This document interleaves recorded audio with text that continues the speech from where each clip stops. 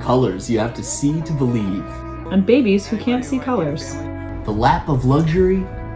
And babies in your lap. The dramatic peaks of the Canadian Rockies. And babies who are dramatic. This is the best of Banff. With babies. I'm Carl. And I'm Kim. And we're the Streffenboss, a family of 4 that believes traveling with kids is great. Just takes a little extra baggage. In July, we tagged along with 4 of our friends on a trip to Banff, Canada's first national park. Why Banff? Well, I love the mountains. And I didn't have to plan anything. Each of those couples had a baby under 1, so we decided to save some money and leave our oldest Lila with Gigi and Papa and just take our 1-year-old Zara along. Calgary is a pretty quick 3.5-4 hour flight from Chicago, and it's less than 90 minutes along the Trans-Canada Highway to Banff, with the drive giving you a little taste of what's to come. We split the trip between comfort and cost. Splurged for the first couple days at honestly one of the nicest hotels I've stayed in. The Fairmont and Banff Springs, Canada's castle in the Rockies. After settling in and taking advantage of the in-room childcare, we enjoyed an opening night meal at the 1888 Chop House and a tour of the grounds as well. Yeah, this was a place we could get used to. Full day number 1. What day is it, Kim? Sunday? My birthday. Oh, your birthday.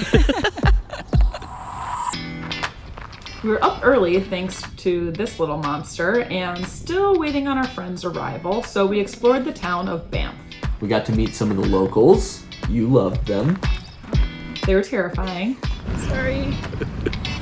You survived. It was an easy path just outside of the town. It gives you a look at the Bow River and Falls. And it was riveting stuff, as you can see from Zara.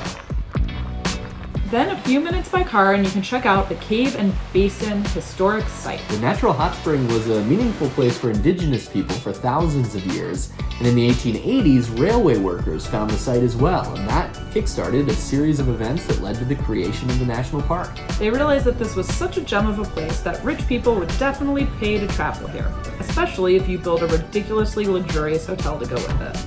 It worked.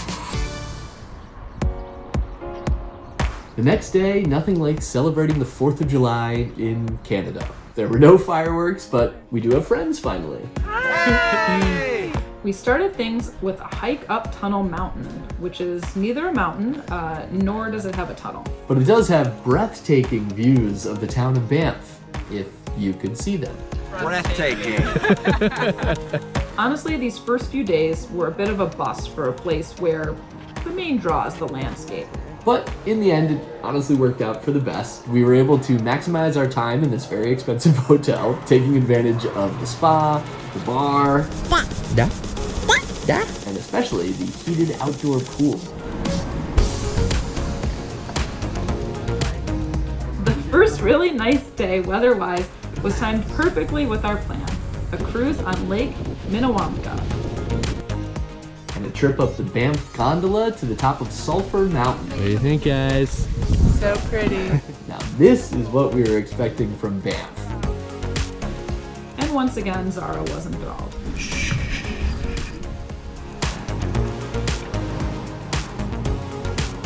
The next day was a big one with our full party. We drove the Bow Valley Parkway and the Icefields Parkway for some of the best sights of Banff. We started by stretching our legs in Johnston Canyon, where we didn't see any bears. Just a trio of monsters. The blue water honestly reminded me of the milk in Star Wars. I don't get that reference. That's fair. We made it as far up as the lower falls, saving the rest for another trip with kids that can carry themselves.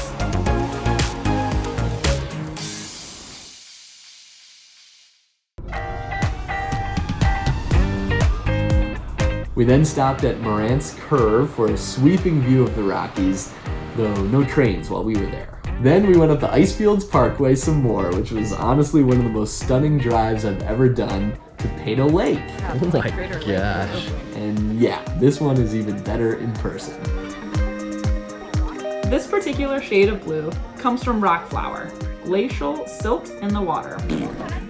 That's pretty cool. And it was probably your favorite stop of the trip? It was great. Say hi. Hi. Hi, future me. After lunch, Zara was not the only one overwhelmed by the beauty of this place. We checked out Emerald Lake, a peaceful spot just outside Banff in Yoho National Park. And finally, the Takakkaw Falls, Just a little windy. where a short walk from the parking lot puts you at the base of the second tallest waterfall in Canada, almost 1,000 feet up.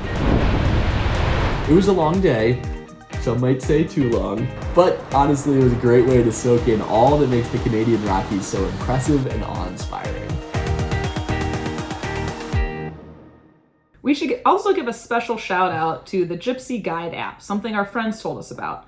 It provides audio descriptions based off of your GPS location with engaging stories about history and geology of the area, travel tips, fun nuggets, and more. And I'm easy to win over with that, but you I thought it was pretty good. It wasn't terrible.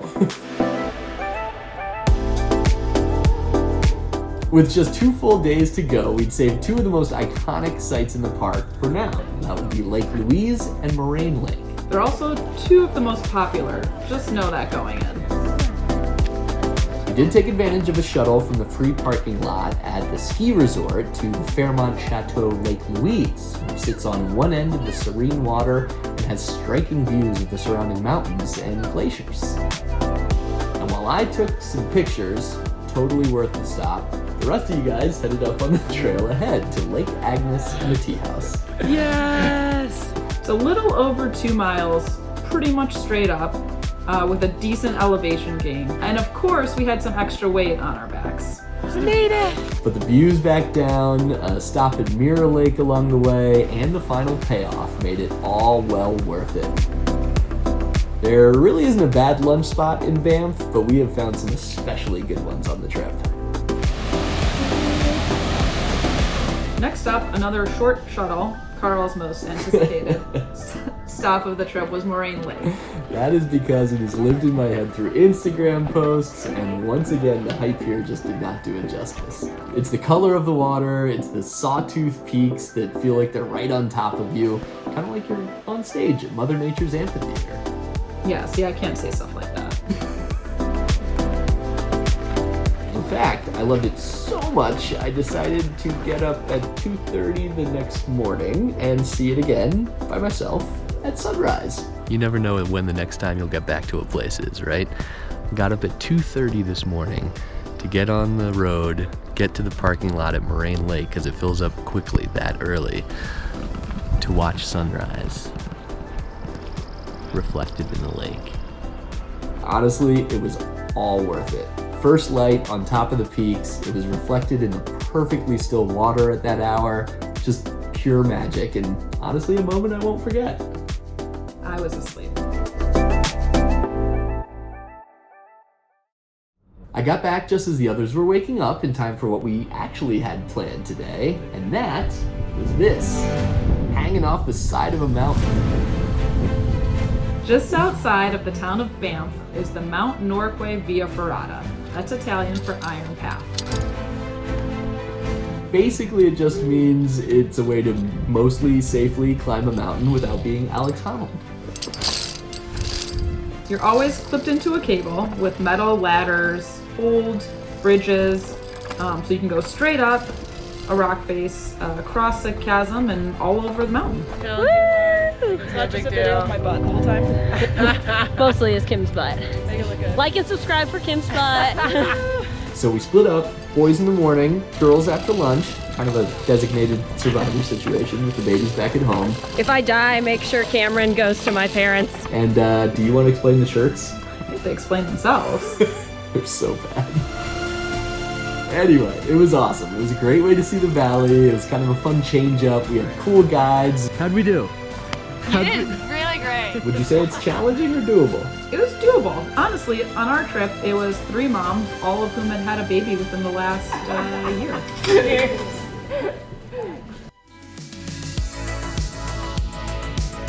The next day was the trip back to Calgary, back to the airport, and back home. One last adventure for this little explorer who can now say that she's an international traveler after an amazing week in the mountains.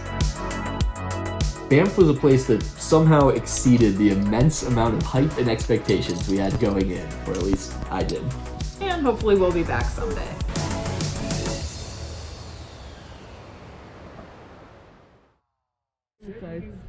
I don't think I got it.